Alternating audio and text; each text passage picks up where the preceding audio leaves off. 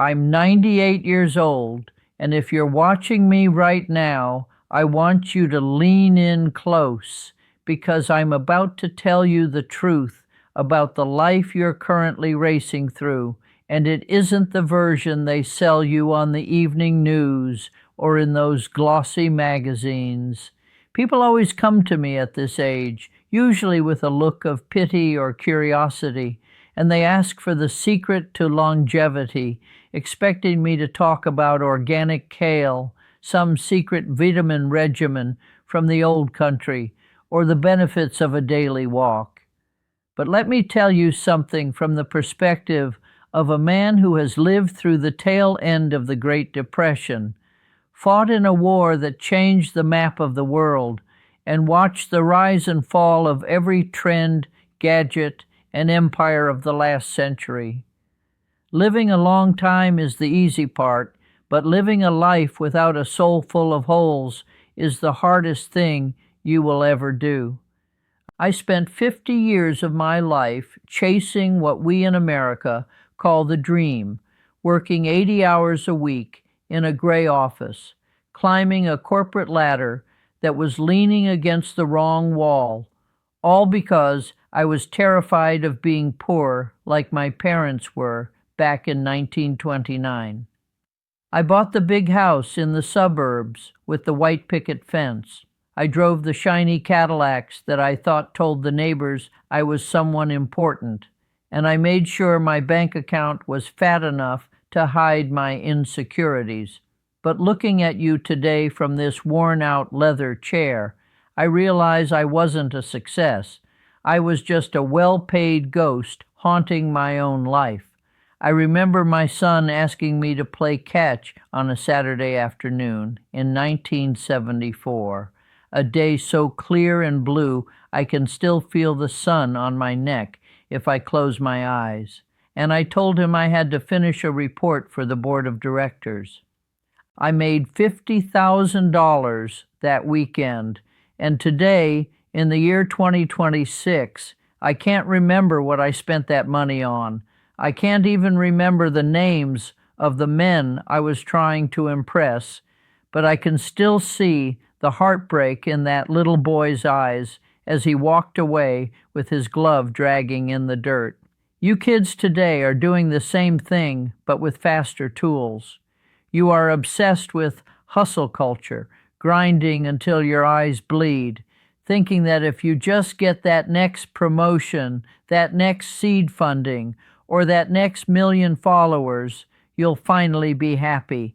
It's a lie, a beautiful, glittering lie that will eat your life alive while you're busy planning for a future that isn't guaranteed to anyone. Your body is not a machine. It is a loan from the universe. And I see you young people in America treating your health like it's a permanent gift. You stay up all night, fueled by caffeine and ambition.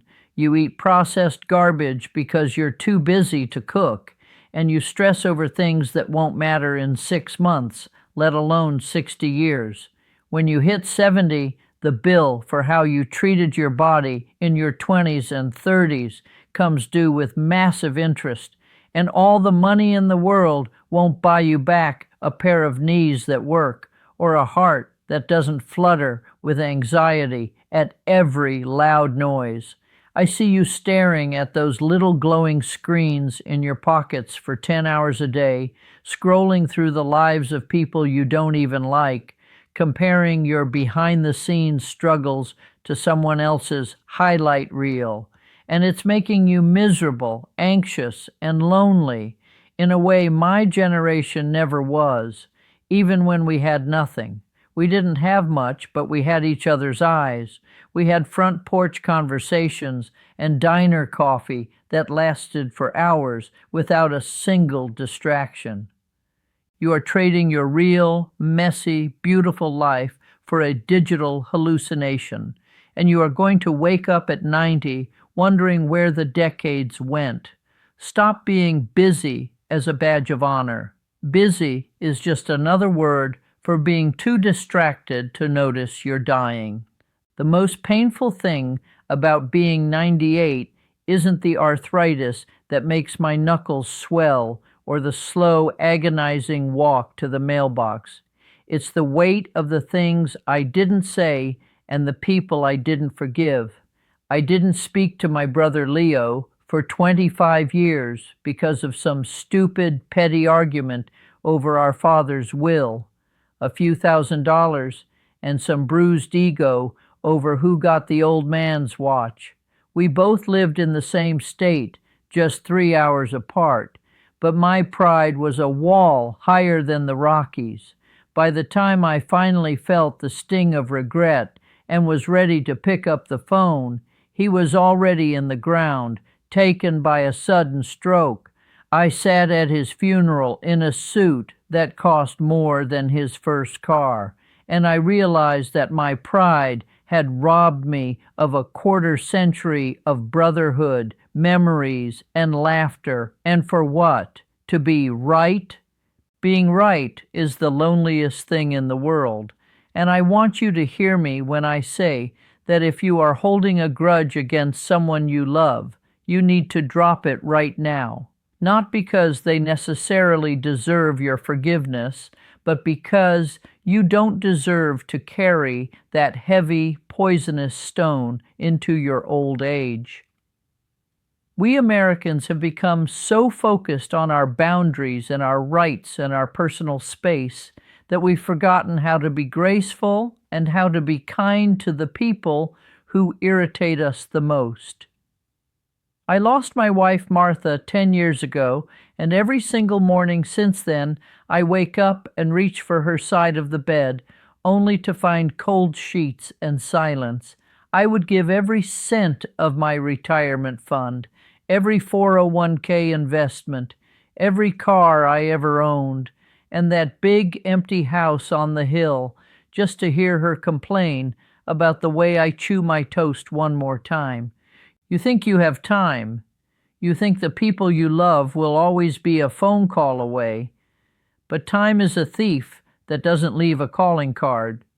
Stop waiting for the perfect moment to be happy, to travel, to start that hobby, or to tell someone you love them. The perfect moment is a myth designed to keep you waiting until you're too old to enjoy the journey.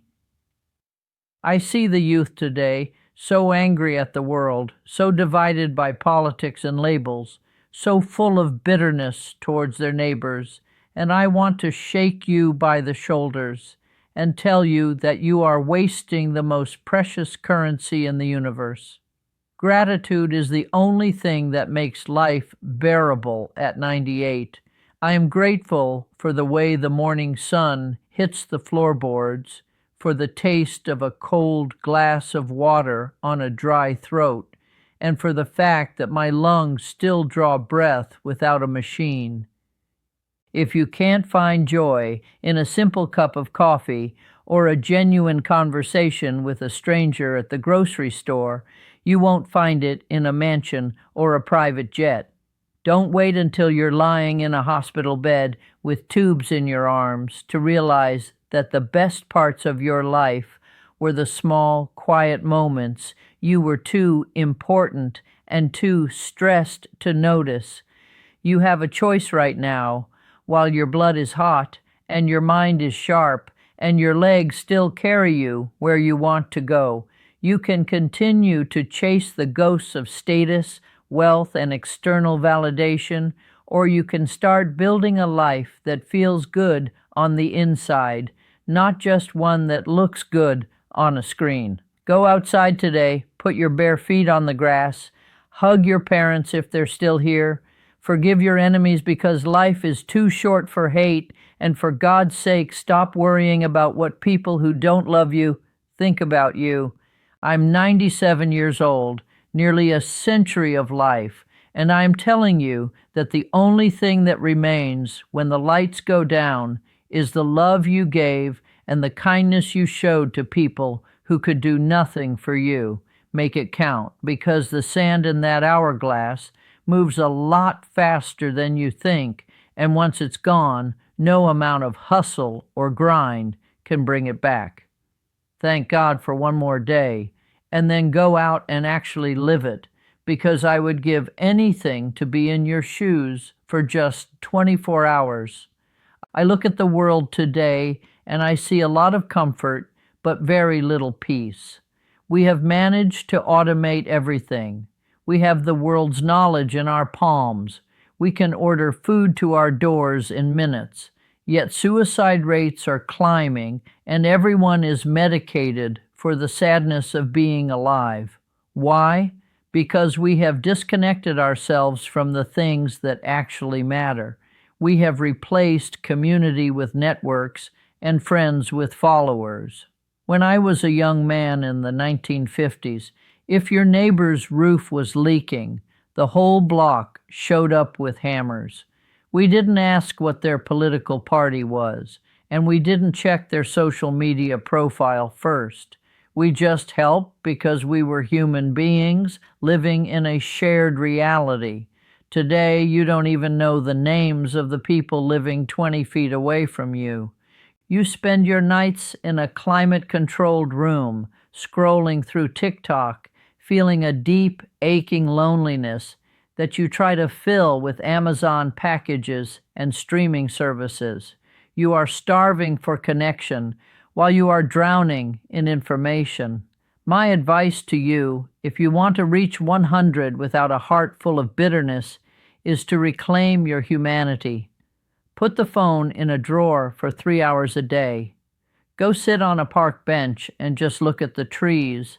Talk to the old lady at the bus stop. She has stories that would make your hair stand on end if you'd just listen.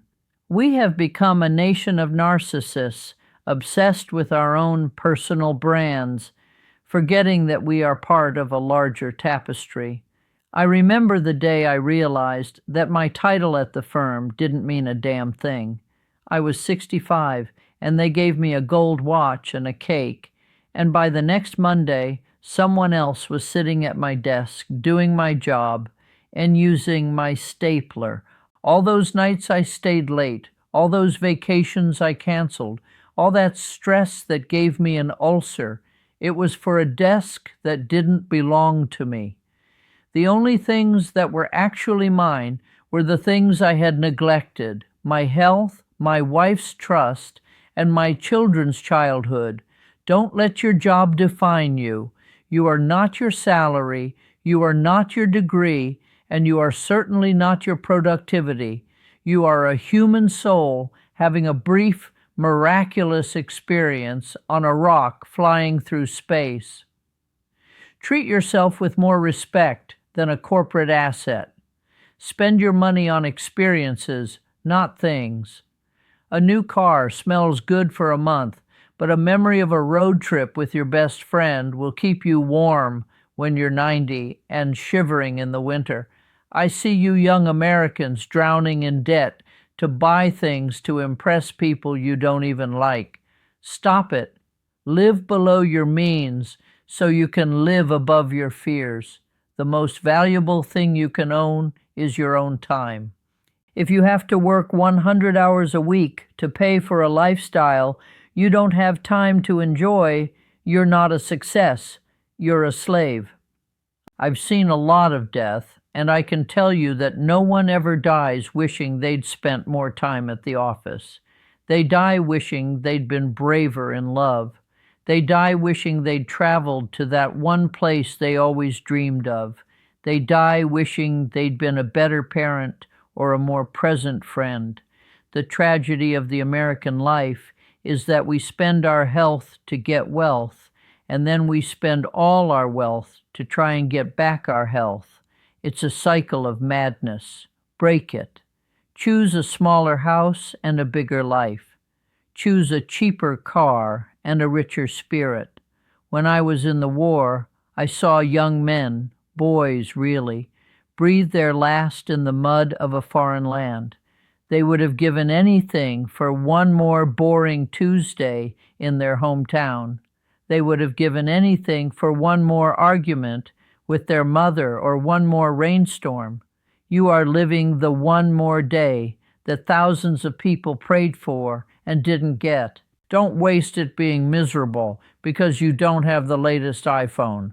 Don't waste it being angry at some stranger on the internet who has a different opinion than you. Life is too short to be a spectator. Get in the game. Fail. Get your heart broken. Make a mess of things. But for the love of everything holy, don't just sit there waiting for life to start. It started the moment you were born, and the clock is ticking. I look at my wrinkled skin and my liver spots, and I see a map of a long journey. Some of those wrinkles are from laughter, and those are my favorites. Some are from deep, soul-crushing grief, and those are the ones that taught me the most. Don't fear aging, fear an empty life, fear the day you look in the mirror and realize you never actually took a risk. Being safe is the most dangerous way to live. I see you kids being so careful with your hearts and your careers, trying to optimize everything for the best outcome. There is no best outcome. The outcome for everyone is the same, 6 feet of earth or a jar of ashes. The only thing that varies is the quality of the story you write before you get there. Is your story going to be a boring manual on how to be a productive citizen? Or is it going to be a wild, beautiful, tragic, epic tale of a person who actually felt the wind on their face and the love in their heart? I'm 98, and I'm still learning. I learned just last week that I actually like the taste of avocados. I'd spent 90 years refusing to try them because I thought they looked like mush. What a waste of 90 years of good toast. That's a small metaphor for how we live. We decide we don't like things or people or ideas without ever truly engaging with them. We stay in our little bubbles of comfort, surrounded by people who agree with us, eating the same food, taking the same route to work, thinking the same thoughts. Your brain is a muscle that needs to be stretched, or it will atrophy into a knot of prejudice and boredom. Read books that challenge you. Listen to music that makes you uncomfortable. Travel to parts of this country where people live differently than you do. America is a vast, beautiful, complicated place, but you wouldn't know it if you never leave your zip code or your social media feed. We are losing our ability to wonder. We are losing our ability to be surprised. Everything is curated and filtered and algorithmically delivered to us. Break the algorithm. Do something spontaneous today. Drive 10 miles in a direction you never go. Walk into a shop you've never been in. Smile at someone who looks nothing like you. These are the threads that weave a life together. When I think back on my 98 years, it's not the big events that stand out. It's not the day I got the big promotion or the day I paid off the mortgage. It's the smell of the air on the day I met Martha. It's the way the light hit the trees on a camping trip in the Smokies in 1958. It's the sound of my children laughing in the sprinklers in the backyard. It's the quiet satisfaction of a job well done with my own 2 hands. These are the things that stay with you. Everything else, the titles, the awards, the money, it all turns to dust. You are currently in the good old days. You just don't know it yet because you're too busy worrying about the future. One day you will be 98, sitting in a chair, and you would give anything to be exactly where you are right now with all your problems and all your stresses and all your messy, unfinished business, because you'd have your youth and you'd have your time. I want to tell you about the secret to never feeling lonely, even when you're the last one left from your generation. The secret is to keep your heart open. It's easy to become a cynical, bitter old person. It's easy to say the world is going to hell, and kids these days have no respect. But that's a choice. I choose to be curious. I choose to see the beauty in the new generation, even if I don't understand their music or their slang. I choose to look for the good. If you look for the bad, you will always find it. If you look for reasons to be angry, you will find a million. But if you look for reasons to be grateful, you will find them in every corner of your life. I have outlived my parents, my brothers, my wife, and many of my friends. That is the price of a long life. It is a heavy price to pay. But I am not lonely because I carry them with me.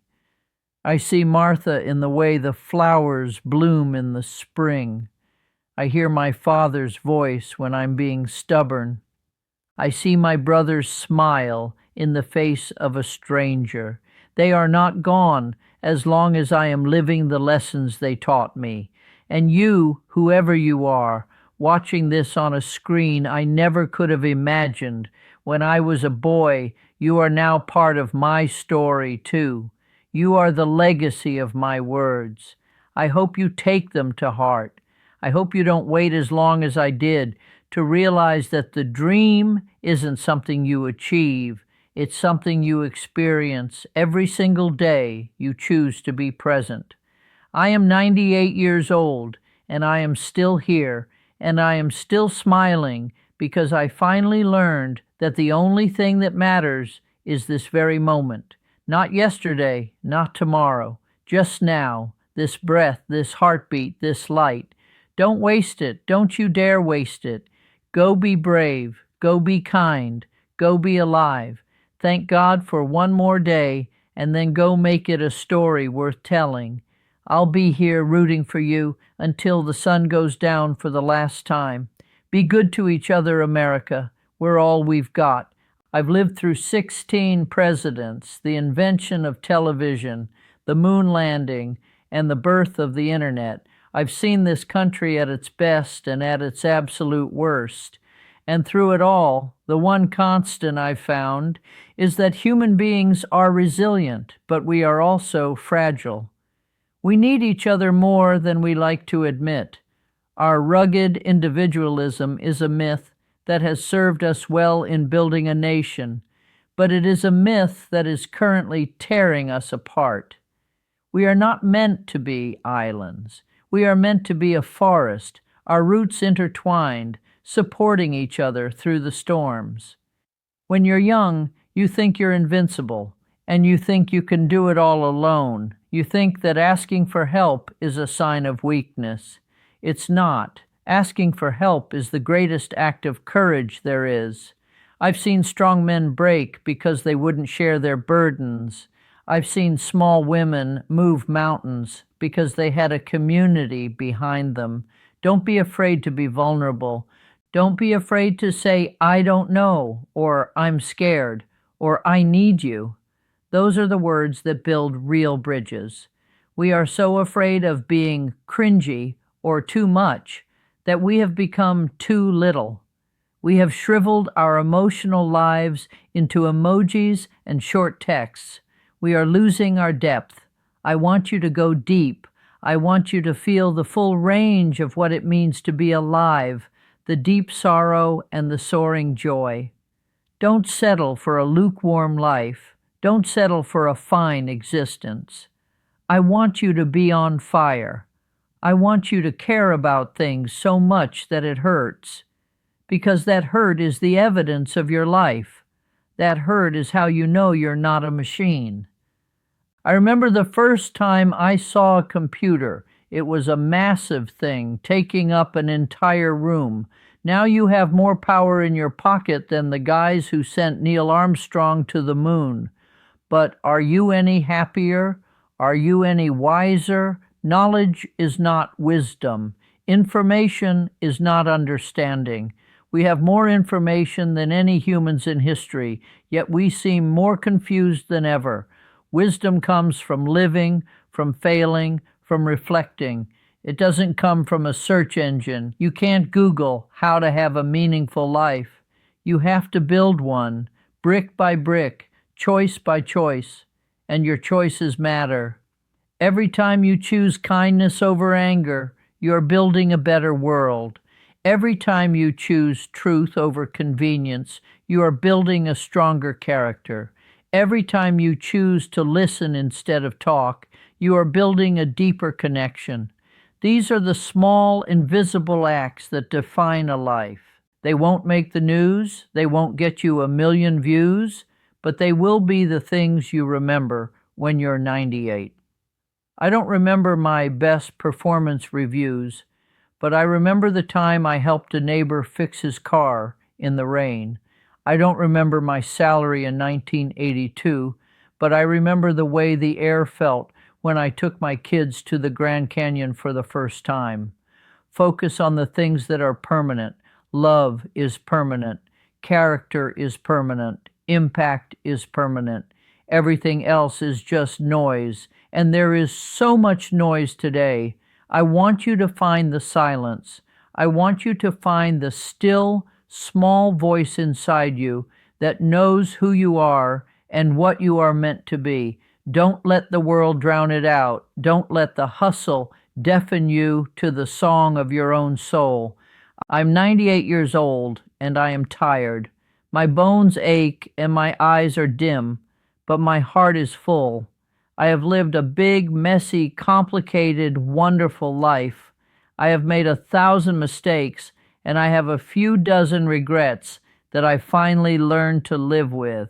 I've been a fool more times than I can count, but I've also been a husband, a father, a friend, and a witness to nearly a century of human history. And if I could go back and talk to that 25-year-old version of myself, the one who was so worried about his career and his bank account and his status, I would just give him a hug and tell him to breathe. I would tell him that it's all going to be okay. I would tell him that the things he's crying about today won't matter in 10 years, and the things he's ignoring today will be the things he misses the most in 50. I would tell him to enjoy his strong back and his sharp mind while he has them. I would tell him to spend more time in the sun and less time under the fluorescent lights. I would tell him to be kinder to himself because he's doing the best he can. And I'm telling you the same thing today. You are doing the best you can in a world that is designed to make you feel like you're never enough. But you are enough. You are more than enough. You are a miracle.